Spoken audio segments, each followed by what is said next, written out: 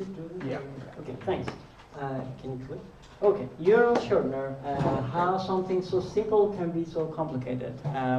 So let's before we start, I'm Amir Sarvadani. I work for Wikimedia Deutschland as a software engineer in Wikidata team. I'm also a volunteer, have been editing Wikipedia for 13 years, basically exactly half of my life. Yeah, that's me. So can you click? First of all, how many of you already use Wikimedia URL shortener? Okay, so how many of you use any other URL shortener? So yeah, let me explain it this way. URL shortener is something that you can use to shorten a really, really long URL.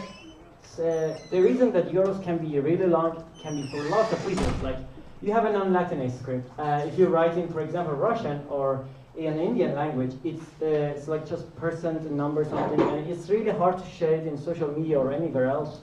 Or if you use Wikidata query service, the query itself, if you want to share the query itself, it's in the URL, and it's really, really long. It's like several thousands of characters, and you cannot like keep it in your memory. You cannot share it with people. So you can use Bitly or other types of URL shorteners in that outside world. But there's a big problem with that, because in English Wikipedia, in all wikis, if you use URL shortener, people will start to mask spam, and then we had to basically block all your shorteners in Wikipedia, because the people start to abuse this.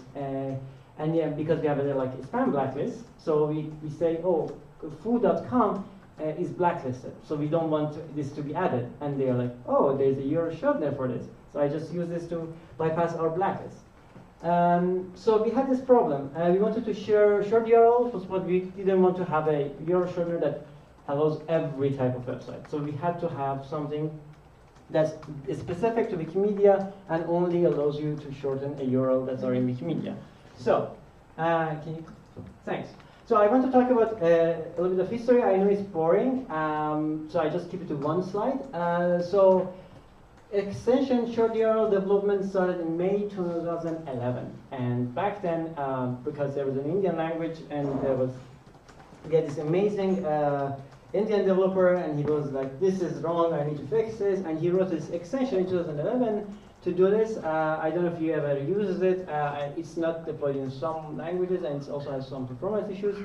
So you put it there, and you could go to like km.wikipedia.org/r/s, and you would just be redirected to some random articles.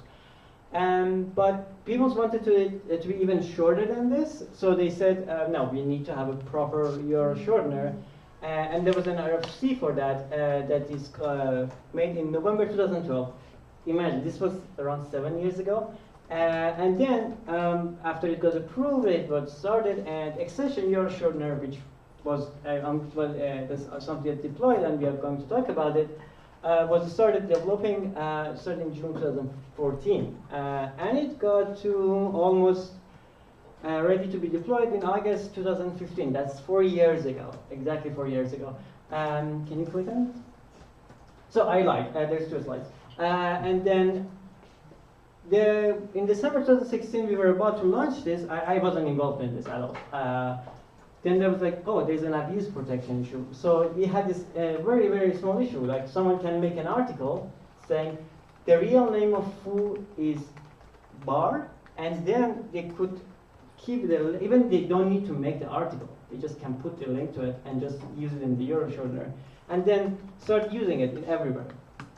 And that would be a big problem. We need to have a system to fix this. And it got stalled. And it got stalled for a really, really long time until we had this innovation day in Wikidata team. I was like, I really need this for Wikidata query service. And it's really annoying because every time that you want to share a query in Wikidata query service, you need to copy really, really long URLs.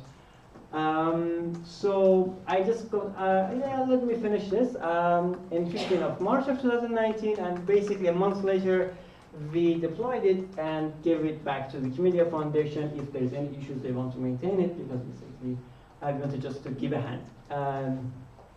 That's all. So can you click on this?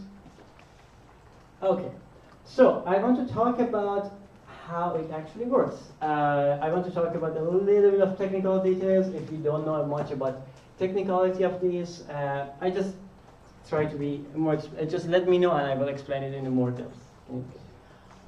So this is, do you know what this is? Can you, okay. So this is the fabricator ticket that we want to deploy this URL shortener, and these are all of its subtasks. You think URL shortener is really like a simple thing, like it's like basically a mapping, right? You should just put this and then gets you redirected to that target. No, it's not. Can you click on it? So it has 3 layers. First is an Apache and Varnish that are front layers. And there is an extension URL shortener, and there's a database that's shared in all of Wikimedia projects. Because in Wikimedia Foundation, there's several clusters of database, and there's S1 that belongs to English Wikipedia, and S2 that belongs to 11 large wikis, S3 900 wikis, and so on. And we have one X1 that's shared between all of wikis, and X1 is basically for like logging information, users information, central auth information. So they are shared between all users and wikis. We had to put 1 because we have 1 URL shortener, we don't have 1,000 of them. But we are deploying the 1,000 extension URL shortener. That's another fun issue here. And Apache and Varnish is just some redirects. Can you click on it? So let me explain to you how it works in a user perspective. I want to make a URL shortener. I go to w.wiki, and it gets redirected to a special page in method, which is the extension. And I put just any URL in here that belongs to this type of domains, and then it gives me a shortened URL, and I can just copy it. What happens in the backend is basically it just goes there into the database, puts a new row for the URL that I put there, and hash it because it then lookups will be faster. Before it does it, it actually checks if you already has this type of value inside the database. If not, we just put it there. And it gives me a backend ID. It's a primary key auto-incremented. How many of you do you know about auto-incremented primary keys? Okay, that's pretty good. So let me explain a little bit. In the database, we have this auto-incremented primary ID that it doesn't get to you automatically. It does, and it goes up. So the first line that you put in the database is called 1. It has a 1. You don't need to decide it. And then it has 2, and then it goes up. It's very, very useful for replication. It's for having high availability, finding out what's wrong, what's is missing here and there, and it's all sorts of other values. And it can be used as a foreign key for normalization. Can we? So now I can want to use it. I go to w.wiki/S. I want to use that. What happens is, can you click on it? It puts a transformation there. There is an Apache with a Varnish as a cache in VCL that basically says, oh, I have this rule that anything that comes with HTTPS w.wiki/anything after that gets replaced, it's called rewrite or internal redirects to this. And that's a special page in extension in MediaWiki, in Meta. So what it is that basically delegates the work to a really longer URL. And the extension goes there and looks it up, what is the value of that, into the database, and it's like, oh, in the mapping, it should be 24. How it works, it's a really complicated system. So I told you about the idea of future URLs, right? In here, we have this something called URL shortener ID set, which is exactly this in production, which is 2, 3, so 1 is not there because it could be mistaken with capital I. Short L is not there, like lowercase l is not there because it can be also mistaken. 0 is not there because it can be mistaken with capital O, things like that. So, if I put make the first short URL, what would be the mapping of this? It goes, okay, I have 1, and I go to the first one, which is not 2, which is 3, because in computing, counting is from 0. So the first thing that you get is 3, and then you get 4. And there's a mapping here. So, and if you go to 24, you go to like 0, 1, 2, 3, 4, 5, 6, 7, 8, and goes to 24, and it's like, oh, this is S. And this is how the mapping works between two, and it's really complicated. It took me like, I think, a week to understand it. Yeah, it makes the short URLs even shorter. If I would go with w.wiki/24, that would be really complicated. So, can you get on? So yeah, first of all, did you understand the mapping? Really? Yeah. I didn't. Okay. I rehashed it a little bit. It just like puts an index value on it. And then I wanted to deploy this. I was like, okay, let's deploy this. And I was like, oh, there's so many subtasks for this. And these were like complications that happened. First, we need to have a cache. If someone wants to take a look at URL of w.wiki.s, and we just look up in the database, all of the database go down. This is not acceptable. So we have a cache in Varnish, and top of that we have a cache in MediaWiki. So there's several caching there. And there's another one, is a domain whitelist. We need to make sure we have all of the domains that we accept. And there was a problem with that, because when I deployed it, I was like, oh, MediaWiki.org is not in the whitelist. Someone forgot MediaWiki.org completely. And then we had this abuse prevention that I told you that was the problem that stalled the whole deployment. So what I did was basically we added another column there, and then in the column said if it's deleted, just mark it at 1. And it was if it's marked at 1, don't do the redirect, don't apply the redirect to you.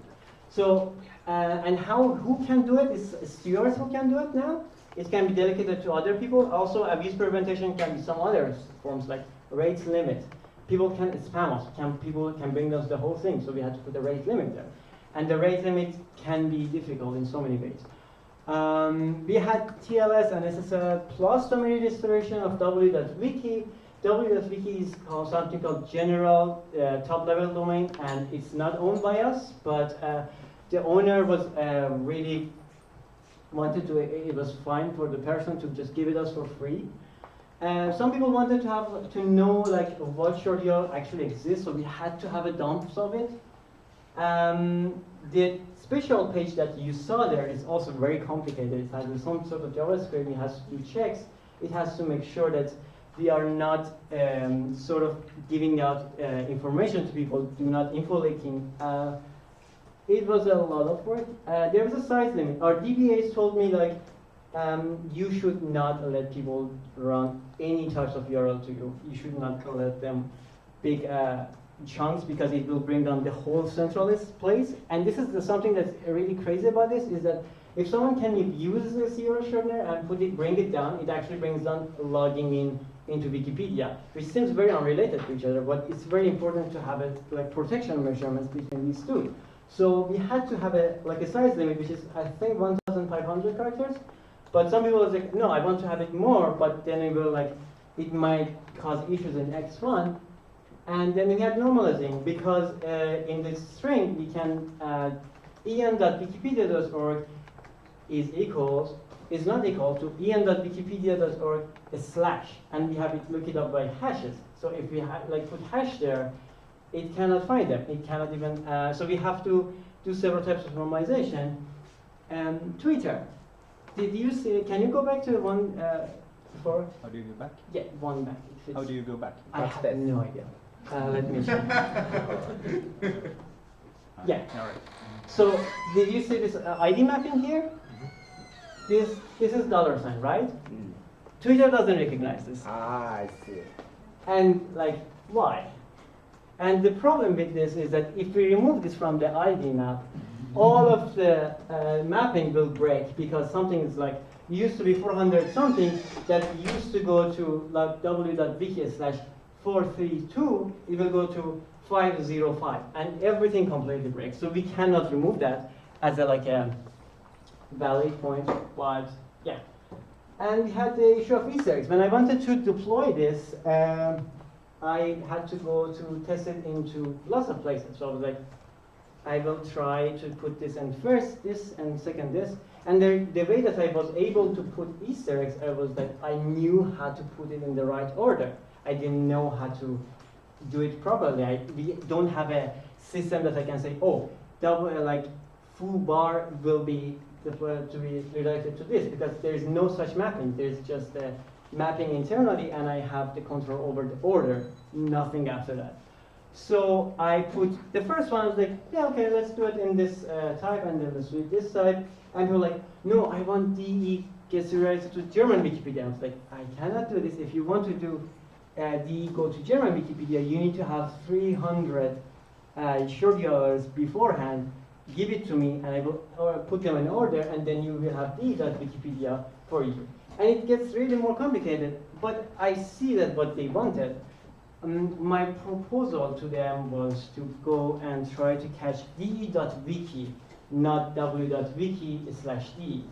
And it was a kind of very frustrating. Like people were started saying all of the horrible things that, no, because I want this, and I was like, it's not possible. It's not even technically possible. And people said like you can mess with the primary keys, but our DBAs told me no, we are not allowed to mess with primary keys because we are not just a small system. We are a really big system, so we have high availability. So we have a master and we have several replicas. Plus these replicas, we have backups. And all of them break if you mess with the auto-incremented primary key, and said it's like, if it used to be 22 and I will get the mappings, like, no, now you have to be 23, it will break everything in the database and the database system. And people wouldn't listen to me, and yeah, it was fun. Do you have any other complication that have you seen this type of thing? Have you ever thought of this might be complications of a very simple system? Like I worked on it for a month or two, and it was just this complication I saw with this. Excuse me, how long live short URL? According to the internet standards, short URLs has to be forever. You cannot change the short URL. Like any URI that is identified, they have to be permanent. And the way that we put for caching was to have the cache between these two is a month. So we had to have a month between someone putting something, and then we cache expires them, and then look it up into the database again. I think even in the client side, we also have a caching because we respond with 301, which is moved permanently. So it gets cached in several places in different times. So one thing about it, but it can make abuse prevention very difficult because if you delete it, it still is in cache, in several layers of cache. And this abuse prevention gets propagated through caches also takes really long time. So we couldn't make it more than a month. We can make it a year because it also has some sort of its own problems. Okay. If a short URL name is abusive, what can we do? What do you mean by? You have w.wiki/some abusive words. Yes, that can happen. Can we avoid it? So that can happen. This is one of the very, very complex complications that I couldn't find out the way around it. But yes, because it's based on the order, we can even look it up in the code base. But we can find a way, for example, very abusive word. Can we manually block such words? Preparing blacklist. Yes, we can. Technically, we cannot have a blacklist beforehand, but once it's there, we cannot take it back. Yeah. We can delete it, but it makes the whole URL will be completely gone. But this is also something else, like QIDs in Wikidata also go up incrementally. You should see the short URLs, just the incremental number going up. So if there are like, maybe there are like a Q some thousand will be actually mapped to something that's abusive, which can happen. Probably will happen soon because we are already on the 3 letters. We are mostly getting to the 4-letter words, and 4-letter words are really fun. Yeah, once it's there, we cannot do it. We can delete it, but then no one can make the short URL for this URL again, unless that 4-letter is abusive. Yes, that's another complication that I haven't got able to fix it. I leave it to Wiki Foundation to fix it. Yeah, could you tell me a little bit more details about tweak Twitter things and removing or not to remove the dollar sign? So the dollar sign, basically, if it's the dollar sign is at the end of the URL, Yeah. even if it's at the middle of the URL, Twitter understands it. But if it's at the end of the URL, every other place understands it except Twitter. And so if you have a like www.wiki/dollar sign, which redirects to donate.wikimedia.org, it doesn't understand. It understands as www.wiki/ and that's all. Yeah. So for these type of things, if we remove that, anything that comes after, like 2 letters and 3 letters, will be completely moved to 1. Like by 1, they will be reduced. So something that used to be www.wiki3.2 will be 3.1. So everything will jump forward. So we cannot remove it either. Maybe we can blacklist it. That if it's just there, just jump it up. But I don't know if that's even possible with primary key or incremented property keys. But yeah. So your decision of implementation of these things is leaving the dollar sign as a available characters and kind of, I'm saying that ignoring the Twitter's specifications or something. Yes, yes. I see. So the one big reason is that when it got out, people started to report it to us, and then at that point we couldn't come back of it. If we knew it before, maybe we would have done it. I don't know. Yeah. But this is some sort of a complication that came out of it after we deployed this. So, any questions so far? All of this, yeah. Can You have 7 minutes left. okay. Don't worry, I won't take long. It was a short project. So people who wrote, I didn't write it. I'm not even mentioning the name of authors.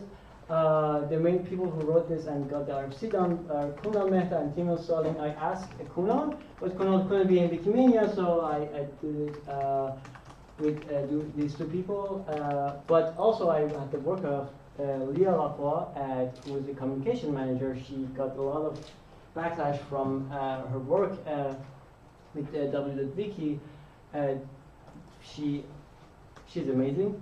And we had this software engineer, Lucas, he's sitting there and he's hiding now, who also helped me with all of the code reviews and finding issues and every complication that's possible. Yeah, and he let us move forward with that. And I have a next one. Thank you. Thank you for listening. So, any more questions about the whole thing? Not a question itself, but I'm really want to give you a very big thank you because on Japanese Wikipedia URL it gets very, very long, as you told me us that the Japanese characters will be encoded into the dollars alphabet and numerical thing. So I used URL shortener recently to introduce how to register Wikimedia account, and this I converted it to the shortened URL and describe it onto a poster to recruit new editors. I host the editors recently, and so I'd like to appreciate you and your team very much because we are very get a lot of benefit from it. Thank you. Thank you for letting me know about this. I'm actually originally from Iran, so I handle like Persian Wikipedia and all of these really long letters similar to Japanese. That was one reason, but recently, for example, I was making a presentation like, oh, I can use your shortener, so people will see that just they can use it. But as I said, I didn't do most of it. I just finished the last bit, and that was the result. And most of the work was done by lots of other people in lots of time, and they got like from domain certification to DOMs to SSL for the your shortener to writing the most of the code. So thanks to them.